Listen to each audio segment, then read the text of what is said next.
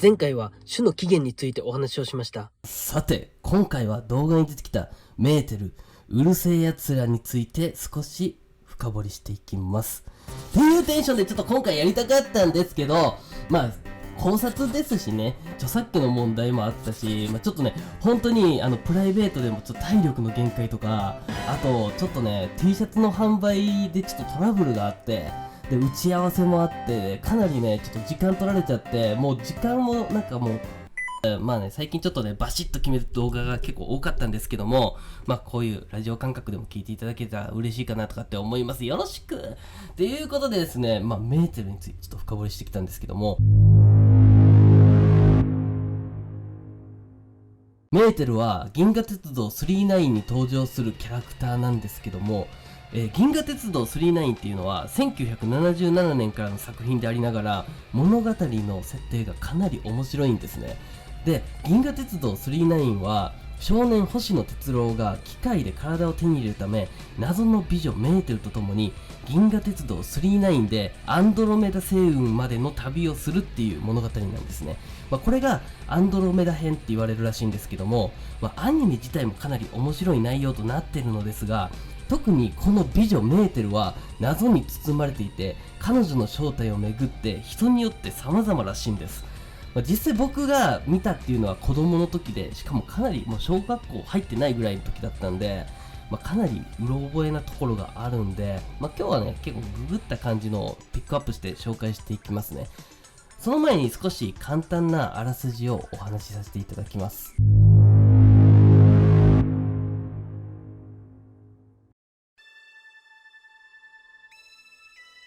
メーテルは謎の美女で、39号で無料で機械の体を手に入れられる星へ連れて行きます。しかしメーテルには他の目的がありました。メーテルは少年を機械の星に連れて行くのは母の命令だったんですね。メーテルの母は機械帝国の女王で、機械帝国を強化する部品として鉄郎のような若者を利用していました。これ怖いっすよね。なんか人間が普通に機械の部品に変えられちゃうみたいな。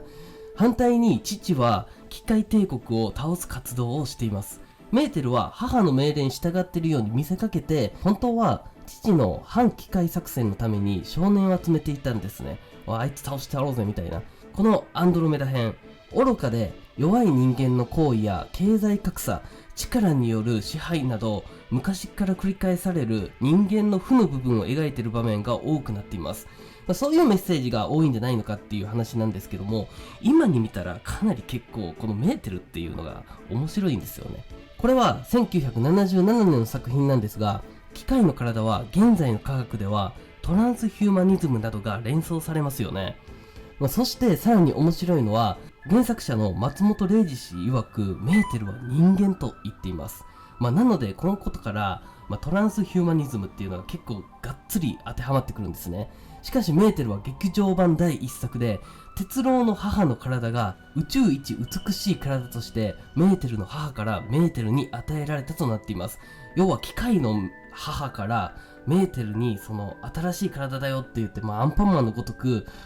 体を与えられたっていうのがこのメーテルっていうことですね。そして老化すればまた新しい体と入れ替わることができるそうです。もう完全にアンパンマン設定なんですよね。鉄郎の母は機械人によって射殺されて、剥製にされてしまうっていうストーリーがあって、母の体を直接使ったのではなくコピーを使ったのではないのかという話もあります。で、そしてこの銀河鉄道999は裕福な人が永遠の命を手に入れるために機械化人間になったというストーリーや、メーテルはメーテルの母から生まれてきたというストーリーもあり、このことからメーテルの母プロメシウムはもともとは人間であり、メーテルの双子の姉であるエメラルダスも子供の頃の描写があり、容姿が変わっていないこともあるため、逆にメーテルを鉄郎の母がコピーしているのではないのかという説もあります。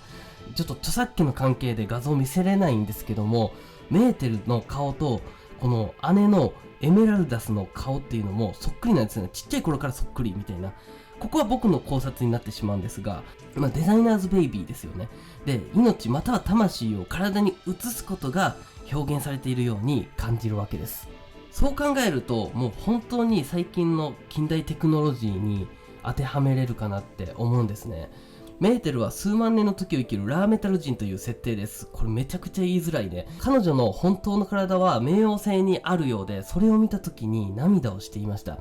なお、メーテルの本当の姿は鉄郎を見るのを拒んだため、不明のままとのことです。ですが、子供の時はメーテルそのまんまの顔だったので、おそらく、新しい体もメーテルのように、作って、それを、新しい顔だよって言って映していったんじゃないのかなという考察ですね。他にも銀河鉄道999を深掘りするとかなり面白いのですが、動画の尺の都合のため割愛させていただきます。とにかく1977年に描かれた作品にしてはすごすぎますよね。近い未来では体を機械化したり永遠の命を手に入れたりできることが可能になっているかもしれませんね。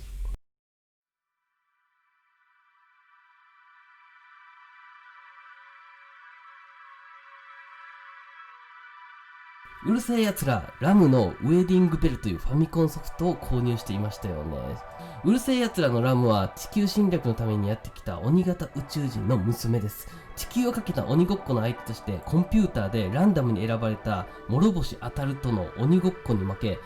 本人の勘違いからあたるの結婚相手となったことで諸星家に住み着く。友引町や宇宙や異次元などを舞台にしたドタバタラブコメディとなっております。人間と宇宙人のドタバタラブコメディ、最後は両思いのハッピーエンドとなっているんですけども、今回はゲームソフトのストーリーに注目してみました。このうるせえやつらのラムウェディングベルは桃子 120% という1986年に稼働された業務用アクションゲームの派生作品で、主人公桃子からラムへと変更され、その他のキャラクターもうるせえやつらの登場人物に変更されたというものです。もう完全パクリ作品みたいな感じですね。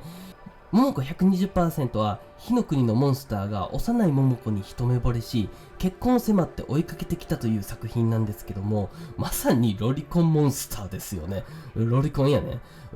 ロリコンモンスターから逃げる桃子はステージごとに幼稚園、小学生、中学生と成長し、最後はアイドルになって最終的に幸せな結婚をするという内容となっております。桃子が子供の頃から大人に成長していくのに対し、うるせえやつらではラムが大人から子供に衰退していく様子が描かれています。いやー、もうこれ当たるとラムの子に子供が生まれたヒューメイリアンっていうことになりますよね。特に今回は関さんの動画の考察というよりかは、動画に出してきたキャラクターやその作品を深掘りしただけになりましたが、今回は宇宙つながりの内容が多いと感じました。エジプトのピラミッドはアヌンナキの人気シュジットが発明したという話や、スフィンクスの下にはある秘密が隠されているとかありますよね。最近ではアメリカ政府が月面に原子力発電所の建設を切望したというニュースがあったりで、宇宙開発に関するニュースもかなり多く見られるようになったと思います。そして漫画やアニメ、ゲームのクリエイターたちが描いた未来に近い未来が、一昔前では漫画の世界だったのがリアルに近くなってきていますよね。呼ばれる人と呼ばれない人、このタイトルに関していろいろな考察ができますけども、今作っている動画の本編にバーって戻っていくんですけども、今ちょっと僕が何が言いたいかっていうのが、後々分かってくると思います。